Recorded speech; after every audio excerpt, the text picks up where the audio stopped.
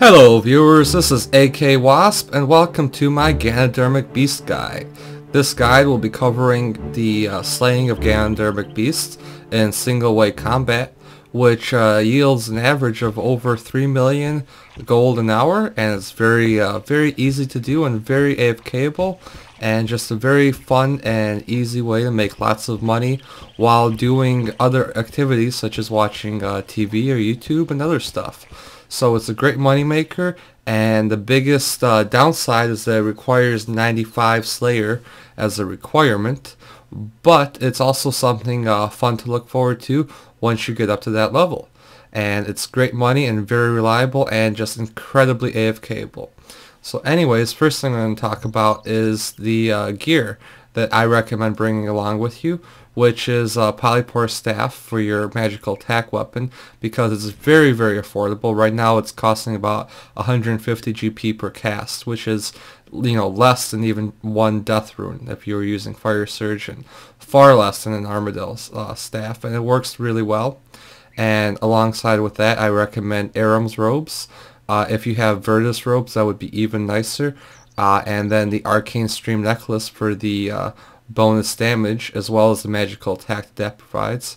If you can't get an Arcane Stream necklace, a Fury would work also, but not quite as well. But the nice thing about the Fury is it would give you a bit more prayer bonus. Infinity boots work excellent and are very affordable.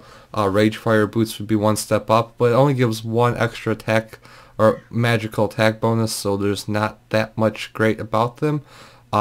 The Barrow's gloves from the Recipe for Disaster give just as much magical attack as Goliath gloves, and I'd recommend them. You could use the Spellcaster gloves from the Dominion Tower, but yeah, that's an option if you'd like to use that. They do degrade over time if you choose to use the Spellcaster gloves, and they don't give you a bonus unless you're not wielding a weapon, which in order to use the Polypore Staff's spell, you have to be using the Polypore Staff, so they don't work that way. The ring, best ring, hands down, is the Imbued Seer's Ring. If you can't get an Imbued Seer's Ring, try using an Imbued Onyx Ring, and if you can't do that, then just use the Takol Zol Ring, which is the reward from the Elder Kiln quest, which will give you +4 magical attack, as opposed to +6 from the Onyx, or +8 from these Imbued Seers. Alright, so that's most of the stuff. For the hood, I actually really recommend using the Akrisae Hood. And this is an underrated item, and I'm not sure why it gets this underratedness about it. It gives you +5 magical attack and +4 prayer. That's only 1 less than Ahrim's Hood, and only 2 less than Virtus Hood, and neither of those give you any prayer. Those give you, well, Virtus gives you 1 prayer, but Ahrim's gives you 0 prayer. So if you're looking at it the way I look at it, if you're using Akrisae's Hood, you're getting a +9, so you're getting +5 magic and +4 prayer in your useful stats. And if you're using Ahrim's, you just get +6 magic and 0 prayer. So you're getting a better net benefit with this Akrisae's Hood, and that's what I recommend for that exact reason. And then additionally, I also have the Arty Cloak 4, because the Arty Cloak 4 gives excellent +6 magic and +6 prayer, so it's a nice balance. And then the Farseer Kite Shield, because it gives excellent 17 magical attack. If you don't have the Farseer Kite Shield, you could also do pretty well with the Unholy Book, which is a Zamorak book. It gives you +8 magical attack, but it also gives you a real hefty prayer bonus of 8 if you've completed the One Piercing Note quest. Otherwise, it'll just give you +5, which is still more than 0, but it does gives you 9 less magical attack.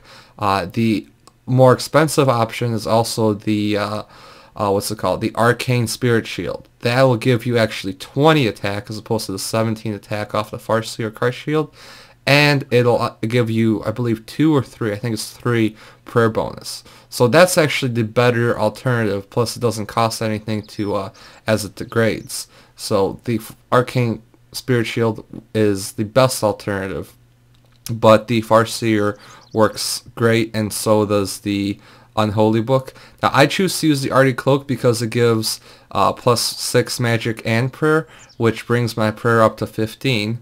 Another option would be to use one of the Nomad Capes, which would, have a prayer of 21, and if you had the Unholy Book 2, you'd have a prayer of 29, and I just think that's a lot.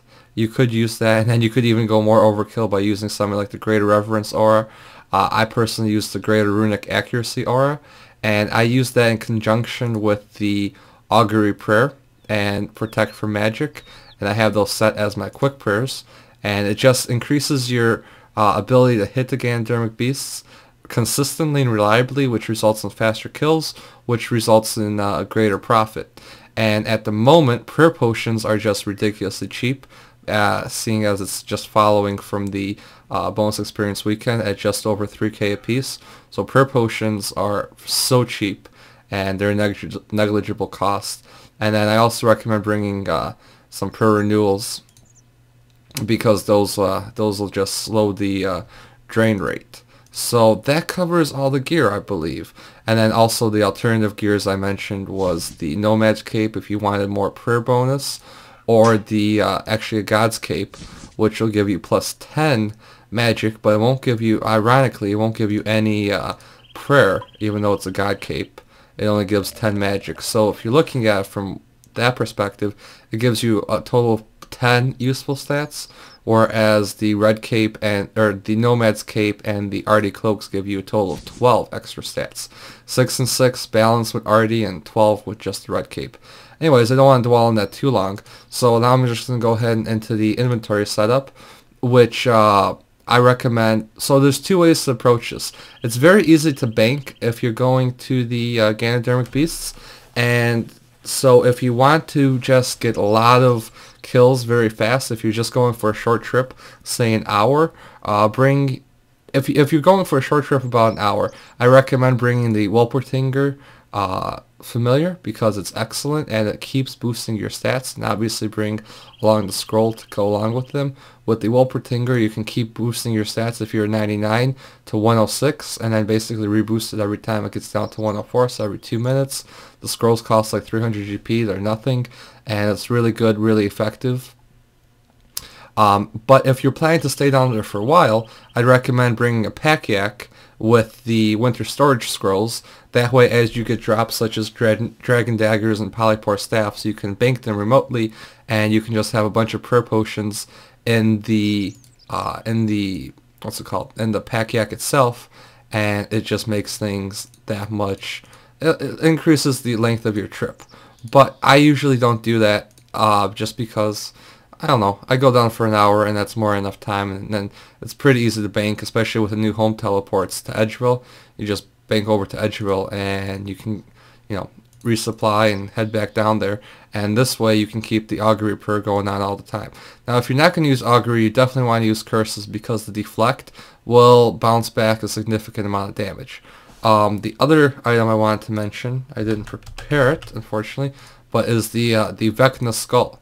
What the Vecna Skull does is you can activate and it boosts your stats up to 105, so +6, and it has a cooldown of 7 minutes. So your stats will drain down to 99, and then be at 99 for a full minute before you can use it again. And if your stats have otherwise been boosted, such as if you brought a magic potion or an extreme magic potion, or using it in conjunction with the Wolpertinger, it will not be able to activate until you have 99 or your basic stats. But it only takes one inventory spot, and you just click it, and it doesn't cost anything aside from the initial purchase cost. So if you are going with the pack yak method, that is definitely the way to go. Anyways, once you're ready for the trip, there's really nothing to it. The biggest preparation for Ganodermic Beasts is getting 95 Slayer. That's the biggest, yeah, that's definitely the biggest requirement, and you can pretty much go in any gear. Obviously, I recommend this Ahrim's with Akrisae setup. You just ran over to any fairy ring. The one in Edgeville is a very popular and easy, accessibly one. And then you just hit this spinning wheel once to go to BIP. And I actually recommend that if you're going to be following this method, to use the regular non-multi-way combat area, because if you are using a multi-way combat area, there's a chance that somebody with a cannon could potentially steal your kill, or just somebody with using a higher hitting spell such as a Staff of Armadillo that could, you know, out kill you, and then you'll be competing for kills. As opposed to if you're just in a single way combat area, then that's an absolute non-issue because only you can attack your own monster. Additionally, you'll see that I brought the neem oil. I assume that anybody who's ever been to Ganodermic Beasts or any of these beasts in the dungeon understands what neem oil does. Basically, you just sprinkle it and it shuts the pores off of any nearby creature, and they also drop an item in the process. And usually, like if it's a flake, it's really not worth picking up the item because it's just a single flake as opposed to a large stack of them. But anyways, you run all the way down here and you're right next to the remote key skin keeper, or skin weaver, excuse me, who actually runs this place and created this place according to the lore. And yeah, you just see a whole bunch of people down here always, and see this guy's got a nice setup going on. This guy's got infinity robes. Anything works, and actually, oh, except this, I highly disrecommend or unrecommend using the a magical void setup, because it doesn't give you any additional damage. It only gives you an additional 30% accuracy. But, and this guy's actually got way too much stuff going on. I guess he's probably got the gloves on that are different. But anyways, the drawback of it is that if you're using just Ahrims, you have higher accuracy base than if you were using the void setup. And I could do some math and show that, but just take my word for it. That is the case. And bringing enhanced Excalibur is really not necessary, especially when you're in this particular situation in a single combat area. I prefer to tend to hang around this safe spot, but really they're so large you can very easily safe spot them anywhere, anywhere where you can get them stuck. They're so easy. They're everywhere. On the initial release, they were pretty crowded, but since then they're not that crowded. Because they're not the most fun thing to kill, honestly. The fun way to kill them is actually with the cannon, and I will have a link in my description for Runeshark's guide, and their guide is for multi-way combat of killing the Ganodermic Beasts, and it's actually a lot more fun because you get a lot more kills per hour. It costs a bit more because of the cannonballs, but it's roughly offset by the additional kills per hour. But you also wind up getting into combat with these little grunts who don't drop anything good. But it is a bit more fun. I like Ganodermic Beasts for a simple reason that they are very easy to AFK, pretty much. You don't have to pay much attention. You click them, you're behind a safe spot, it dies, then you click the next one. Very simple. You could pay a bit more attention if you want to. In my opinion, if you're going to be doing something that requires your attention, you might as well go off to Glaciers, or soloing the Corporal Beast, or doing the Fight Kill, or something like that if you're going to pay attention for an hour. This is a great money-making method if you really don't want to pay any attention. You know, it's better than anything you could possibly mine or fish. It's just excellent money in that respect. And, oh, I got the Holy Wrench in here. That's just extra. You don't have to bring it. Doesn't really do much. Mainly it just, increasingly decreases the drain rate of your prayer from the prayer renewals, because it makes them restore a bit faster, and then obviously restores your regular prayer potions a bit too. Your drops in your inventory build up real fast, so you really want to not bring any more supplies than you have to, and don't be afraid to destroy your Excalibur. I do, but I have a stack of them in the bank. They just cost 500 GP from the Lady of the Lake, so just go ahead and do that whenever you want. And I hope you enjoy this guide. Oh, and I also have a another link in my video to a loot, not mine, but another player's loot for from 10 hours of playing, or 10 hours of slaying the Ganodermic Beasts, and it basically shows over 30 million in loot over the course of 10 hours, which again confirms my claim of over 3 million an hour in loot. And yeah, so check that video out. Check out Runeshark's video if you want to learn how to do these in multi-combat. And I'll also be posting a video response in the Make It Back from Your Hack from Scratch series. Well, I'll be doing these Ganodermic Beasts in simply Mystic armor, or Mystic robes, to show that they are incredibly weak to anything you throw at them. So it's completely doable in welfare gear. You don't have to have Ahrims, you don't have to have Virtus, and they're very easy and they're very profitable and they're a great way to make a lot of money. But if you do have a higher magical attack, you'll just be a bit more accurate, and it'll increase the kills, the speed of your kills. One thing I would like to say, and luckily I haven't seen anybody down here today using Ganodermic armor, but it's quite popular actually to kill these in Ganodermic armor, and I don't understand why, because that's such a waste. Ganodermic armor is absolutely awesome because of its high mage attack, but also because it's really high magical defense and melee defense. And in this particular situation, you're absolutely not using any defense, because you just have your overhead protection prayer on, and that's it. You're immune to damage from there as long as you're safe spotted. So there's really no reason to use the Ganodermic armor, and it really decreases your profit per hour, because it's costing you, well, the price of Ganodermic armor varies, but anywhere between 300k an hour and $500,000 an hour just in degradation costs from using the Ganodermic armor. So please, please, please don't use Ganodermic armor. I would rather see you down here in Mystic robes or even Monks of Zamorak before I would recommend someone in Ganodermic armor. Although it does technically work, it's really cost inefficient to do so. And then obviously these are very high level beasts. Before the effigy nerf, they were very actively hunted for their effigies, and if you actually want effigies, the better way to do them would be cannons, because then you increase your hours per, or your kills per hour. But since the effigy nerf, they drop effigies pretty rarely. That said, they are a high level beast, and that is how effigies are determined.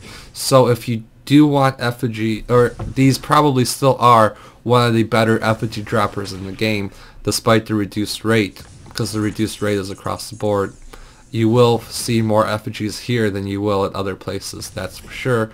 You're just not going to be able to reliably, effigy-scape them anymore. And anyways, that concludes the guide, and I hope everybody enjoys the content. I hope you have a great day, and check out my channel for additional guides and RuneScape entertainment videos, and also check out the video response for the Mystic Armor from Scratch video, which just shows that you do not need high-end gear to do these beasts. The only thing you do need is a high Slayer level, and obviously a high magic level helps too, and enough prayer to have the protection prayer. And that's it, and they're very cheap, and they're over 3 million an hour, regular profit. That's not if you're getting lucky. If you're getting lucky and get a lot of seed drops, it can be even higher. If you get unlucky, if you get really unlucky, you're not going to get less than 2 million an hour, which is still really, really good. So hope everybody enjoys the video, and have a great day.